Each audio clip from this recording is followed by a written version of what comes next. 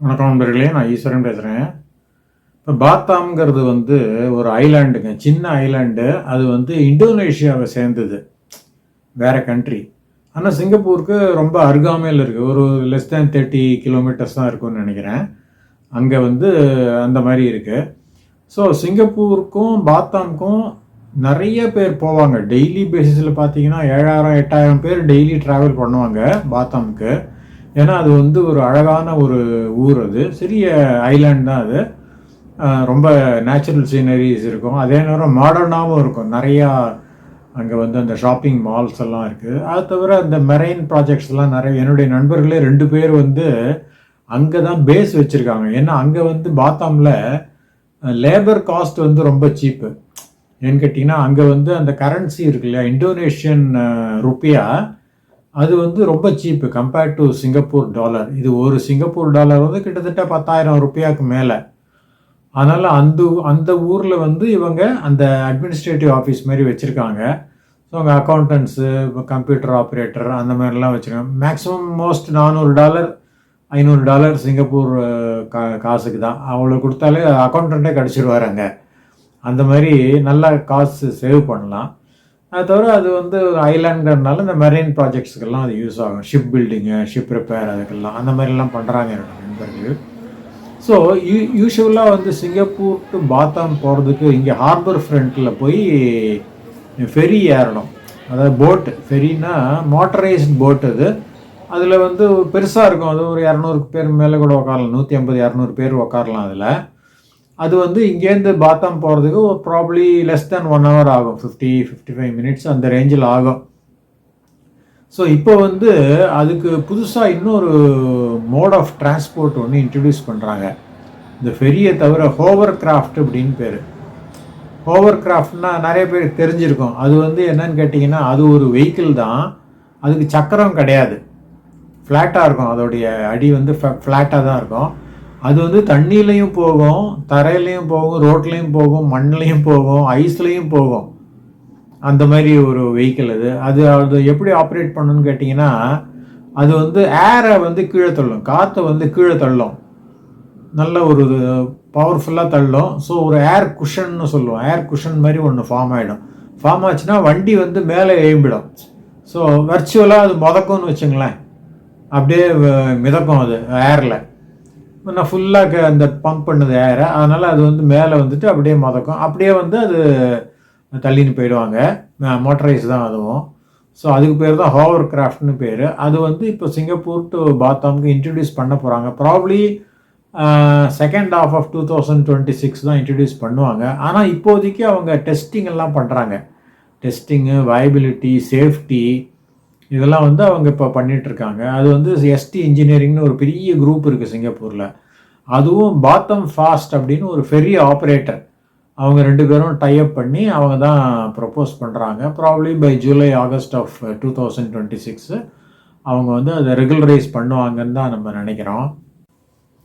இந்த hover craft சிங்கப்பூரில் இன்னொரு டெர்மினல் இருக்குது, ஃபெரி டெர்மினல். அதாவது தானா மேரா அப்படின்னு பேர். தானா மேரா டெர்மினல். அங்கேருந்து தான் போகும் அது பாத்தாமுக்கு. ஒன்று ஹார்பர் ஃப்ரண்ட்டு, இன்னொன்று தானாமேரா. தானாமேராலேருந்து இந்த ஹோவர் கிராஃப்ட் போகிற மாதிரி அவங்க பிளான் பண்ணியிருக்காங்க. இதனுடைய ட்ராவல் டைம் பார்த்தீங்கன்னா, இப்போ நார்மலாக ஃபெரிலாம் போனீங்கன்னா கிட்டத்தட்ட 1 hour ஆகலாம். 1 hour 5 minutes அந்த ரேஞ்சில் கூட ஆகலாம். ஆனால் இது ஒரு 30 minutes அந்த ரேஞ்சுக்கே போய் 25-30 minutesலேயே போயிடும். பாதிக்கு பாதி சேவ் ஆகும். ஸோ அந்த மாதிரி ஒரு பிளானில் இருக்குது. அதே நேரம் இதில் பார்த்தீங்கன்னா ரொம்ப பேர் ஏற முடியாதுங்க. ஏன்னா ப்ராப்ளி அதனுடைய கன்ஸ்ட்ரக்ஷன் அப்படியோனோ தெரில, 10 பேர் தான் மேக்ஸிமம் ஏற முடியுமா. ஸோ அதில் 2 பேர் க்ரூ ஆகிடும். ஸோ 8 பேர் தான் பேசஞ்சர் ஆகும். ஸோ இப்போ நார்மலாக பார்த்தீங்கன்னா ஒரு 150-200 பேர் போவாங்க ஃபெரியில். ஆனால் இதில் 8 பேர் தான் போக முடியும். அது எவ்வளோ ட்ரிப் அடிக்கணும்னு தெரில. இந்த டிராஃபிக் டெய்லி பேசிஸில் கிட்டத்தட்ட 10,000 பேர் போகிறாங்களாம் டெய்லி. அதாவது டூரிஸ்டாகவும் போகிறாங்க, அப்புறம் வேலை நிமித்தமாகவும் போகிறாங்களாம், ஒர்க்கர்ஸும் போகிறாங்களாம், இந்த ப்ராஜெக்ட் பண்ணுறவங்க, அந்த பாஸஸ் அவங்களும் போகிறாங்களாம். ஸோ இந்த மாதிரி ஒரு சின்ன வெஹிக்கிளை வச்சுன்னு 8 பேர் தான் ட்ராவல் பண்ணுறோம் அப்படின்னு சொல்லிட்டு வச்சுன்னு அதில் எவ்வளோ ட்ரிப் அடிக்க முடியும்னு நமக்கு தெரியல. அதனுடைய பாசிபிலிட்டி எவ்வளோ தூரம் சக்ஸஸ் ஆகும்னு தெரியல. அட் த சேம் டைம் அதோட காஸ்ட்டும் ரொம்ப அதிகமாக இருக்குங்கிறாங்க. ஏன்னா அது totally it's a different vehicle. It's not a ferry, அந்த மாதிரி ஒரு ஃபியூலில் ஓடுறது இல்லை இது. ஏன்னா மிதந்துண்டு ஓடுறது, அதனால அதோட காஸ்ட்டும் வந்து 2 மடங்குக்கு மேலே ஆகுன்றாங்க. இப்போ வந்து நீங்கள் ஃபெரியில் போனீங்கன்னா மேபி ஒரு $35 to $45 தான் ஆகும் உங்களுக்கு. வேற அதில் போனீங்கன்னா $100 கிராஸ் பண்ணிவிடுங்கிறாங்க. அதனால் அது எவ்வளோ தூரம் பீப்புள் ப்ரிஃபர் பண்ணுவாங்கன்னு தெரியல. ஏன்னா நிறைய பேருக்கு வந்து அந்த ஃபெரியில் போகிறதே ஒரு த்ரில்லுங்க. நம்மளும் ஒரு 2-3 தடவை போயிருக்கோம். அதுவே ஒரு த்ரில்லு.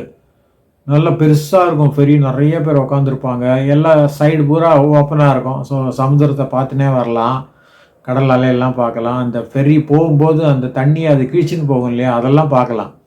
ஸோ ரொம்ப ஒரு இன்ட்ரெஸ்டிங்கான சீனரி கிடைக்கும் நமக்கு. அதை பார்க்குறதுக்கே நிறைய பேர் வருவாங்க. வேற இதில் வந்து பார்த்தீங்கன்னா ஒரு மாதிரி ஒரு க்ளோஸ்டாக இருக்குது இது. ஸோ அது உள்ளார உட்காந்து ஜன்னல் வழியாக தான் பார்க்கணும், ஃப்ளைட்லேருந்து பார்க்குற மாதிரி. ஸோ அது எவ்வளோ தூரம் பீப்புளுக்கு பிடிக்கும்னு தெரியல. ஸோ இந்த மாதிரிலாம் இருக்குது. ஸோ எது எப்படி இருந்தாலும் கண்டிப்பாக நீங்கள் வந்து பாத்தாமுக்கு ஒரு ட்ரிப் போயிட்டு வந்துடுங்க. ஏன்னா அங்கே வந்து apart from the shopping malls எல்லாம் நல்ல சிங்கப்பூர் மாதிரி மாடர்னாக தான் இருக்கும். அது தவிர நேச்சுரல் சீனரிஸ் எல்லாம் நிறையா இருக்குது. நம்ம டெம்பிள்ஸ் எல்லாம் நிறையா இருக்குது. வராகி அம்மன் டெம்பிள் இருக்குது, அப்புறம் விநாயகர் டெம்பிள் இருக்குது, லக்ஷ்மி டெம்பிள் இருக்குது. அதெல்லாம் நம்ம பார்த்து ரசிக்கலாம். ஸோ நீங்கள் இந்தியாவிலேருந்து வரோம், இது வந்து இந்தோனேஷியா தனி கண்ட்ரி, அதனால் வந்து அந்த இமிக்ரேஷன் இதெல்லாம் உண்டு. நீங்கள் ஹார்பர் ஃப்ரண்ட்டில் போனீங்கன்னா அங்கே தனியாக ஒரு இமிக்ரேஷன் கவுண்டர் இருக்கும். ஏர்போர்ட்டில் எப்படி இருக்குமோ அதே மாதிரி இருக்கும். ஸோ அங்கே வந்து நீங்கள் செக்இன் பேக்கேஜ் எல்லாம் போடணும், ஹேண்ட் லக்கேஜ் எல்லாம் ஸ்கேன் பண்ணணும். சிங்கப்பூரியன்ஸுக்கு விசா கிடையாது பாத்தாம் போகிறதுக்கு, ஏன்னா இந்தோனேஷியா சிங்கப்பூருக்கு அக்ரிமெண்ட் இருக்குது. இப்போ மற்ற கண்ட்ரிலேருந்து வர்றவங்களுக்கு they may have to apply for visa. I think on arrival விசான்னு நினைக்கிறேன் இந்தியா பாஸ்போர்ட் ஹோல்டர்ஸுக்கு. அந்த மாதிரி இமிக்ரேஷன் விஷயத்தை நம்ம தெரிஞ்சு வச்சுருந்தோம். ஒரு 4-5 டூர் ஆப்ரேட்டர்ஸ் இருக்காங்க, அதாவது ஃபெரி ஆப்ரேட்டர்ஸ் இருக்காங்க. பாத்தாம் ஃபெஸ்ட்னு ஒன்று, அப்புறம் சிண்டோ அப்படின்னு ஒன்று, இந்த மாதிரி 4-5 பேர் இருக்காங்க. எல்லாருமே கிட்டத்தட்ட சேம் சார்ஜஸ் தான் பண்ணுறாங்க. அண்ட் மோரர்லெஸ் சேம் டைம் தான் ஆகுது போயிட்டு வர்றதுக்கும். ஸோ இது வந்து ரொம்ப இன்ட்ரெஸ்டிங்காக இருக்கும். இப்போவே நீங்கள் போயிட்டு வந்துடுங்க ஜாலியாக. அதுக்கப்புறம் நீங்கள் ஹோவர் கிராஃப்டில் போகணுன்னு ஆசைப்பட்டீங்கன்னா அது ஆப்ரேஷனல் ஆன உடனே நீங்கள் அதில் போகலாம். அதுவும் இன்ட்ரெஸ்டிங்காக இருக்கும்னு தான் நினைக்கிறேன்.